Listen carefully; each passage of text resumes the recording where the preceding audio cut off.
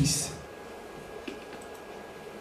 Le plus jeune dit à son père, « Mon père, donne-moi la part des biens qui doivent me revenir. » Et le père leur partagea son bien.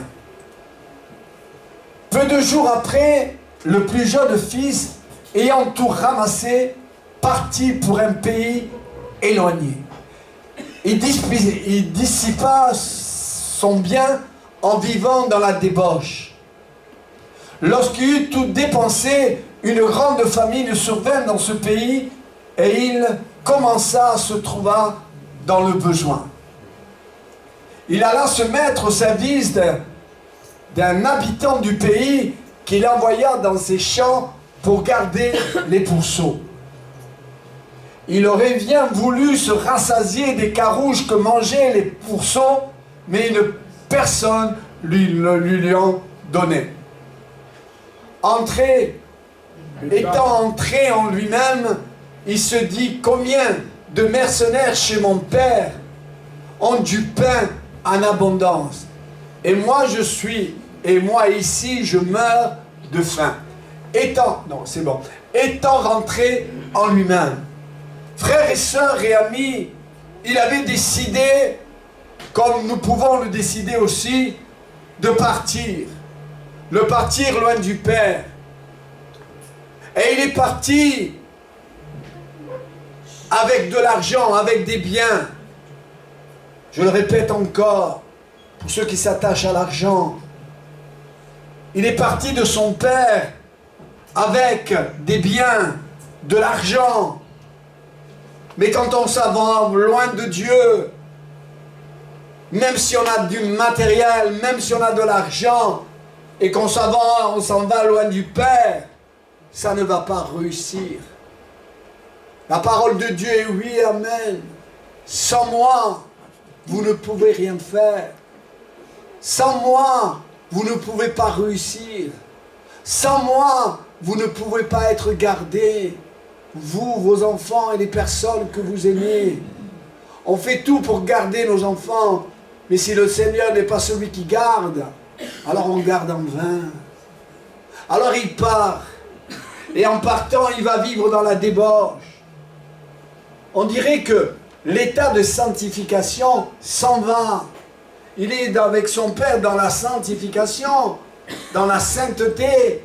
Et à peine il s'en va, il y a un état, mais on pourrait dire que le diable rendra en jeu aussi, quand on s'en va loin de Dieu. Moi je connais beaucoup de gens qui sont partis de la bergerie du Père. Et si vous le voyez dans quel état ils sont aujourd'hui, dans un état lamentable. Mais pourquoi? Parce qu'ils sont partis du Père. Parce qu'ils sont partis de Dieu. Ils ont voulu réussir. Mais non, ils ne peuvent pas réussir. Car Dieu dit dans sa parole, et nous allons contre la parole quand nous faisons le contraire. L'argent mal acquis, l'argent mal gagné ne réussit pas. C'est Dieu qui le dit. Et quand Dieu dit une chose, il accomplit la chose. On peut pendant un temps se servir de cet argent, mais cet argent est maudit, parce que cet argent est mal gagné.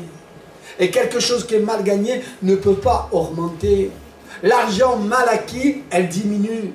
L'argent gagné tout doucement et honnêtement, mais elle augmente. Parce que la grâce des dieux de Dieu sont fixés sur cette maison. Et alors le frère, il s'en va, et tout de suite, il rentre dans la débauche. Quelqu'un qui part de Dieu, il ne va pas grandir. Il va au contraire rentrer dans la débauche. Et là, frères et sœurs, à un moment, l'argent qu'il avait, mais l'argent qu'il avait devait augmenter. Augmenter normalement. Mais là, ça n'a pas allé dans ce sens-là. Parce que l'éternel Dieu n'était pas dans son argent. L'argent de Dieu n'était pas dans cette entreprise. L'argent de Dieu n'était pas dans cette vie. Alors, frères et sœurs, à un moment, il va être dans le besoin. Et dans le besoin fait qu'il va travailler pour le pourceau, pour les cochons. Vous savez que nous vivons dans un monde de cochons. Un monde de cochons. Et ce monde de cochons, nous l'évitons en disant non, on s'écarte de ce monde de cochons. Et lui, il va aller travailler pour ce monde de cochons. Il a perdu tout ce qu'il avait reçu. Un chrétien, quand il s'en va de Dieu, mais il perd tout ce qu'il a reçu. Et le pire qui pouvait arriver à un juif, c'était être au contact des cochons. Le pire qui peut arriver à un chrétien rétrograde, un chrétien qui parle de la bergerie, c'est être au contact des cochons. Des gens qui parlent mal, des gens qui regardent n'importe quoi à la télé et sur le téléphone. Ils regardent n'importe quelle scène, ils regardent n'importe quelle chose. Ils font n'importe quoi, mais c'est des cochons. Mais une grâce. Une grâce. Nous avons un Dieu compatissant, miséricordieux, si lent à la colère et si riche en bonté. Il y a une grâce qui lui est accordée quand il rentre en lui-même. Qu'il est bon de rentrer en soi-même. Il dit, mais qu'est-ce que le monde donne? Pourquoi je pêche? Pourquoi je trafique? Pourquoi je fais mal à Dieu? Moi je crois quand le chrétien, l'enfant de Dieu, trafique, Jésus est à la croix et on lui plante encore des clous dans les mains. Tu lui plantes des coups quand tu voles, tu trafiques, tu magouilles. Ne crois pas que Dieu ne sait pas que tu magouilles. Ne crois pas que Dieu ne sait pas que tu pêches. Il le sait, il sait tout. Il est l'alpha, l'oméga, le commencement et la fin. Il sait toutes choses, le Seigneur. Avant que notre parole soit parole, il sait déjà ce qu'on va dire. Alors tromper Dieu, mais non. Me présenter devant Dieu, demander pardon. Que je ne sois pas porteur de malédiction. Quand on dit cette parabole, le fou a bâti sa maison sur du sable. Sa maison. Ça représente les gens qui sont dans la maison. Et qui c'est qu'il y a dans la maison? Mais mon fils, ma fille. Mais qu'est-ce que j'attire à ma maison quand je vis dans le péché, quand je vis dans la magouille, quand je fais des choses qui ne sont pas à la gloire de Dieu? Mais qu'est-ce que j'attire à mes enfants? Mais la maladie. Vous allez me dire, le salut est personnel, c'est vrai. Mais on peut contaminer les gens que nous habitons ensemble. À cause de notre péché, nous les contaminons. En étant remplis de l'esprit, nous remplissons les gens de l'esprit. Mais en étant remplis de magouilles, nous attirons la maladie aux gens que nous aimons. Aujourd'hui non, demain non, mais certainement après-demain. Chacun homme a semé, mais il le récoltera. J'ai semé le vent, je vais récolter la tempête. Dans ma maison, où c'est qu'il y a les gens que j'aime, il rentre en lui-même et il dit, dans la maison de mon Père. On devait être des maîtres, et nous voilà encore des pécheurs. Pourquoi à quelqu'un qui ne connaît pas le Seigneur, je ne peux pas lui dire, mais tu aimes ta fille, tu aimes ton fils et tu pêches, mais il ne connaît pas le Seigneur. Mais quelqu'un qui connaît le Seigneur, s'il continue à pécher, s'il continue à magouiller, s'il continue à faire des choses que ce n'est pas la gloire de Dieu, mais comment tu peux attirer la maladie dans ton foyer? Le péché, c'est quelque chose qui ouvre la porte de ta maison et va vers les personnes que tu aimes. Ne vivons pas dans le péché. Ne vivons pas dans le péché. Il rentre en lui-même, c'est dit, c'est bien ça.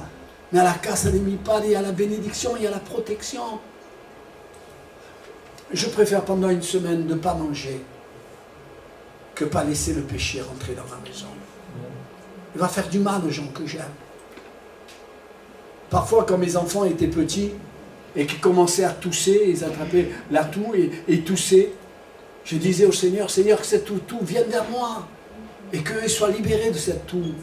Et parfois, nous le disons aussi, que la maladie de mon fils, de ma fille vienne à moi, qu'elle ne souffre ainsi, mais Seigneur.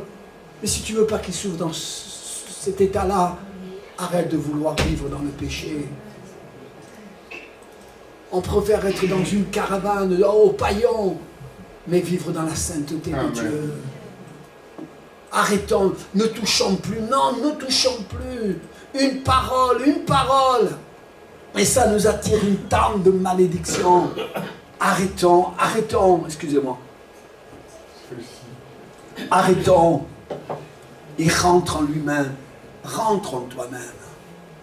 Oh, parfois, quand nous rentrons en nous-mêmes, je pense à toi. Mais non, je ne dois pas penser à toi.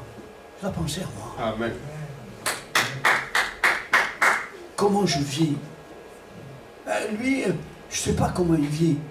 Qu'est-ce qui se passe dans sa maison? Mais moi, je sais ce qui se passe dans ma maison. Alléluia. Je veux rentrer en moi-même. Je veux mettre de l'ordre. Je veux mettre de l'ordre. Je vais mettre de l'ordre. Il y a trop de désordre là. Commencez à mettre de l'ordre. Seigneur, aide-moi à mettre de l'ordre. Il rentre en lui-même et il va en direction de son Père. Et je ne veux pas être long, ce n'est pas ma pensée. Il y avait cette femme qui part de Bethléem.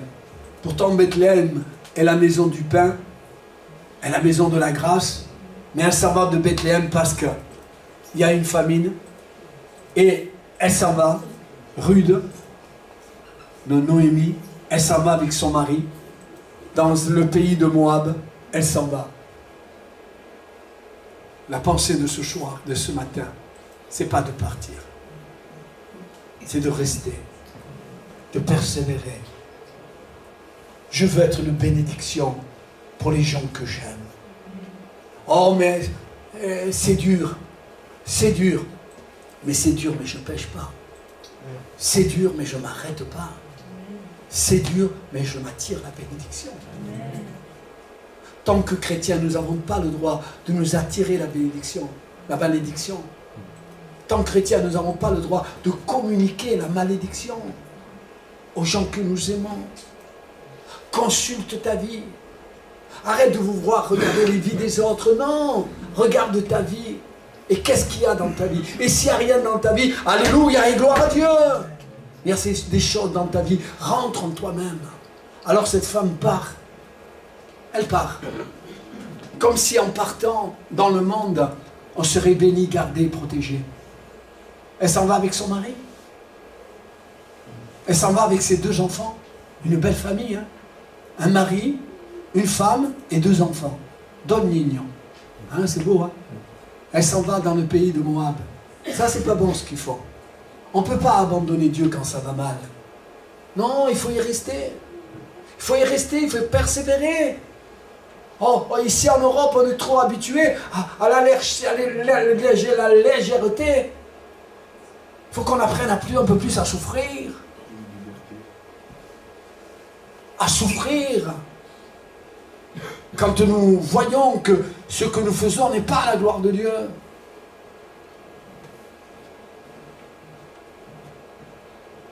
Nous devons faire des efforts.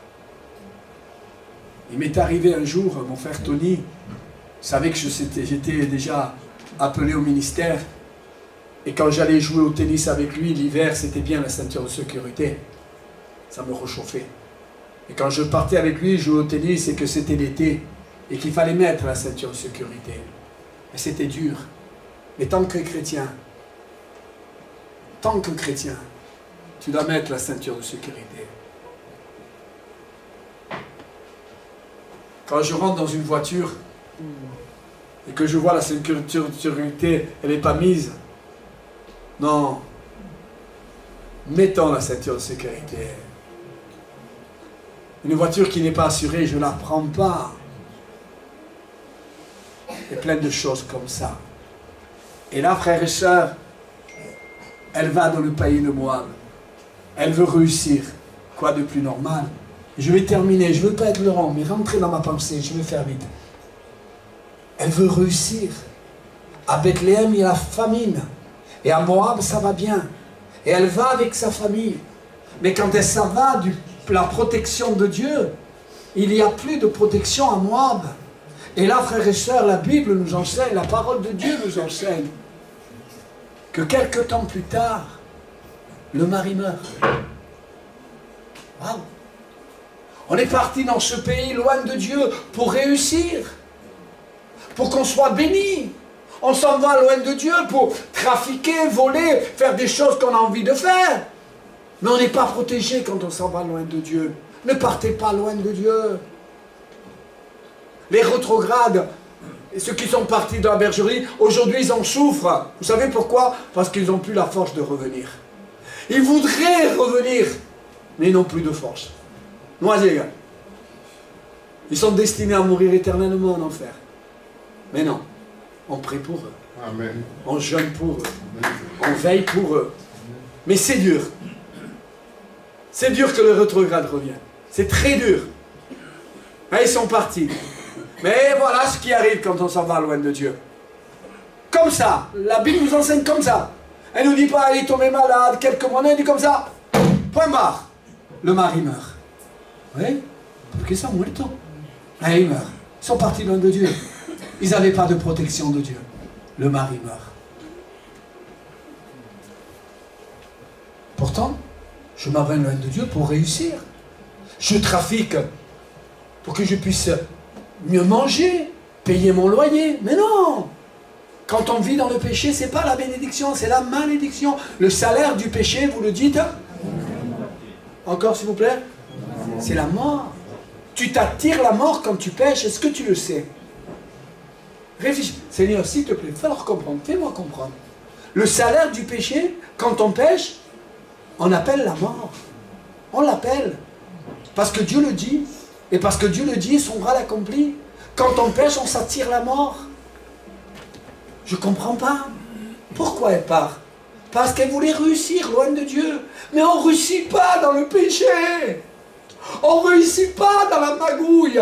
Dieu l'a maudit, l'argent mal gagné. Dieu a maudit l'argent trafiqué. Dieu l'a maudit. Alors ne crois pas qu'un argent mal gagné va être béni. Elle va être maudite. Et comme ça, la Bible nous enseigne, il meurt. Oh. Comme ça. Pour essayer que nous estava malo.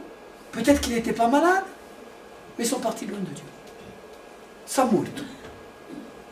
Monsieur Allegretto, le papa, me disait, Laurent, tu sais, je connaissais un chirurgien, un docteur pas un chirurgien, un professeur du cœur qui va aller, il avait son yacht au port de Nice, il va aller au vieux Nice acheter de la viande, et il pensait partir avec son yacht, faire ceci, cela. En marchant, il a eu une crise cardiaque, en instant, et il est mort.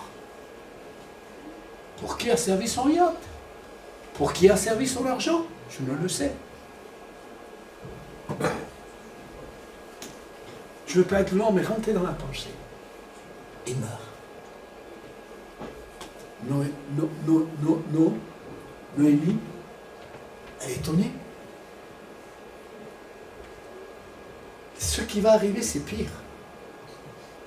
Elle va le dire comme ça, la Bible, la parole de Dieu. Toute écriture est inspirée de Dieu. Waouh! C'est Dieu qui a permis que ce soit écrit comme ça.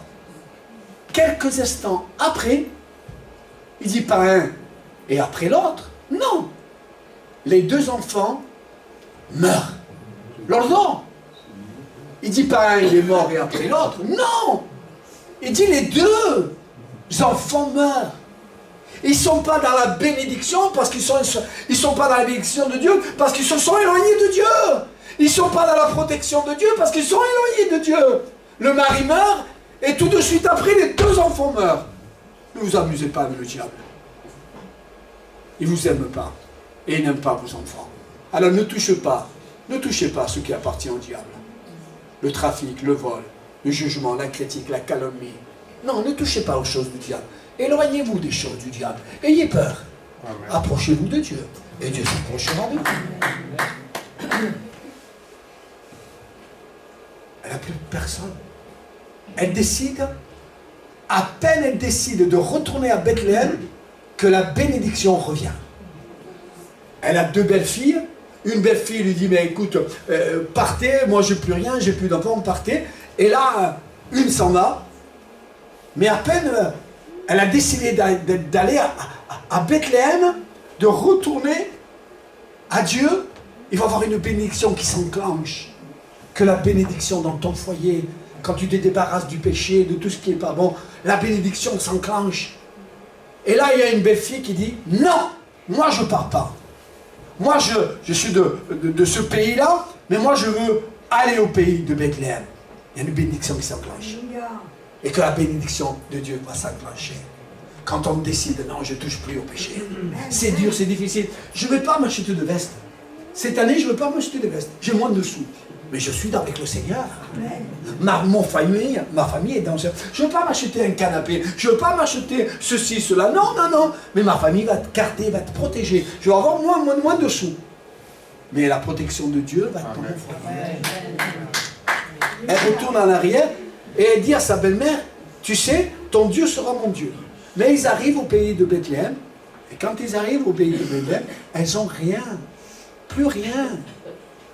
Et la belle-fille dit à sa belle-mère, écoute, permets-moi d'aller travailler. Sa belle-mère lui dit, vas-y, on n'a plus rien à manger. Sa belle-mère lui dit, vas-y. Et elle va dans un champ, et elle commence à travailler. Mais elle ne sait pas, elle, que dans le champ où elle va, où le Seigneur l'a dirigée, l'a conduit, la providence de Dieu, parce que Dieu nous conduit vers la bénédiction quand nous revenons à lui. Et là, frères et sœurs, ce champ appartient à la famille de son mari. Et là, frères et sœurs, elle va travailler pour cet homme. Boab va travailler pour lui. Et lui, il avait le droit de rachat. Parce qu'une famille juive qui n'avait pas d'enfant et que son mari, il arrivait à mourir, elle avait le droit de racheter la femme. Et là, elle va racheter cette femme. Mais c'est le plus riche. C'est le plus riche du pays. Elle a été dirigée, conduite vers le plus riche du pays. Un homme, certainement, qui n'était pas marié, va le conduire vers lui. Et lui, c'était pas un étranger. C'était quelqu'un de la famille de son mari, de son père, du mari. Et là, frères et sœurs, il va la racheter. On dit qu'elle était dans la bénédiction, va la racheter. On dit qu'elle était dans la bénédiction, va la racheter. Vous savez comment ils sont traités? Parce qu'il y avait un homme avant lui. Et lui, il ne voulait pas, l'homme qui était avant lui, ne voulait pas racheter. Et ils se sont donné une chaussure. C'était devant le notaire. Non, devant les gens du peuple. Ils se sont donné une chaussure. Et lui, il a donné une chaussure et l'autre, il a donné une chaussure. Il avait le droit de rachat. Mais, je dis que elle est dans la bénédiction. Parce qu'elle retourne à Dieu. Et tous qui sont retournés à Dieu, ils sont bénis de Dieu. Et nous sommes tous bénis de Dieu. Mais qu'est-ce qui va arriver à cette femme? Qu'est-ce qui va lui arriver? Waouh! Vous le savez, hein? Waouh! Il va lui arriver, waouh! Elle va être bénie de béni, mais bénie. Quelqu'un qui est béni dans Dieu. Comme disait l'autre, j'ai écouté une prédication hier, il disait, ce chrétien, je suis crucifié à la croix. Mais la pelea se está peleando, no puedo ir. Je ne peux pas y aller. Et pourquoi tu ne peux pas aller? Je suis crucifié. Je ne peux pas y aller. Mais Roma trafic, no puedo. Mais même, crucifié. Qu'est-ce qui va lui arriver? Qu'est-ce qui va arriver à une personne qui est crucifiée à la croix, qui est mort en Jésus-Christ, qui est ressuscité pour Jésus-Christ? Qu'est-ce qui va lui arriver? Il va arriver à cette femme, elle est de Moab, hein, va lui arriver à cette femme que la généalogie de cette femme, c'est la descendance de Jésus. Alléluia! C'est la grand-mère, c'est la grand-mère de Jésus. Eh oui, dans la chair. C'est la grand-mère de la famille de Jésus. Parce qu'elle a été bénie dans le Seigneur, elle va, sa descendance, sa généalogie, sa descendance va naître Jésus-Christ. Quand on est béni, on est béni. Voulez-vous pécher? Voulez-vous voler? Voulez-vous trafiquer? Vous ne serez pas béni. Et voulez-vous rentrer dans la bénédiction de Dieu? Amen. Que Dieu vous garde, que Dieu vous bénisse. À tout à l'heure. Mon plus cher désir, c'est honoré.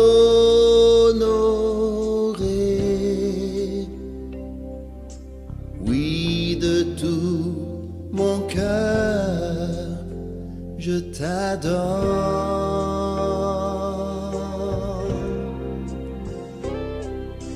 Tout ce qui est en moi te glorifie.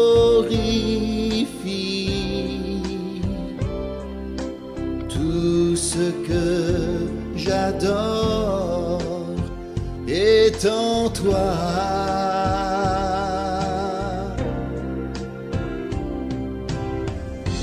Je te donne mon cœur, je te donne mon âme, et je vis pour toi seul chaque instant de ma vie, jusqu'à la fin de mes jours.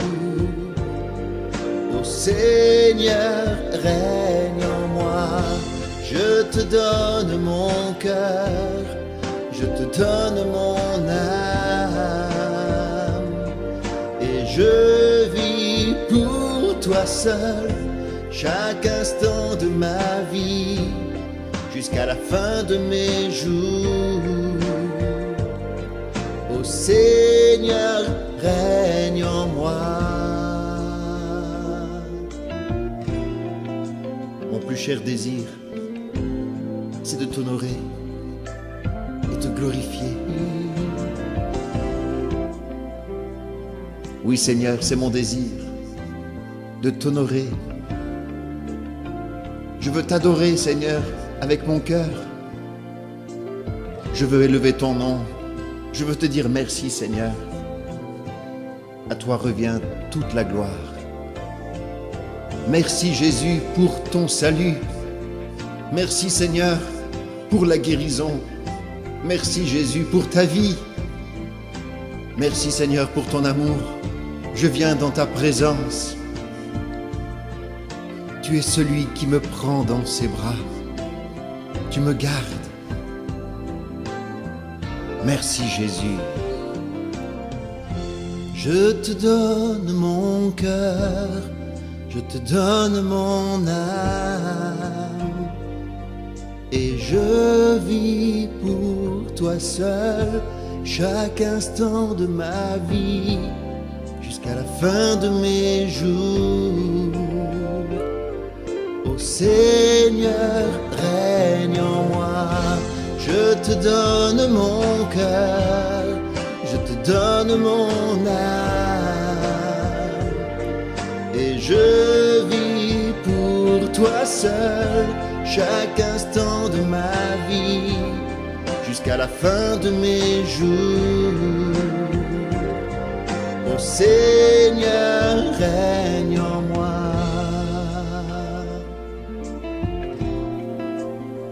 Règne en moi, Seigneur. Merci Jésus. Merci Jésus. Je t'aime. I love you.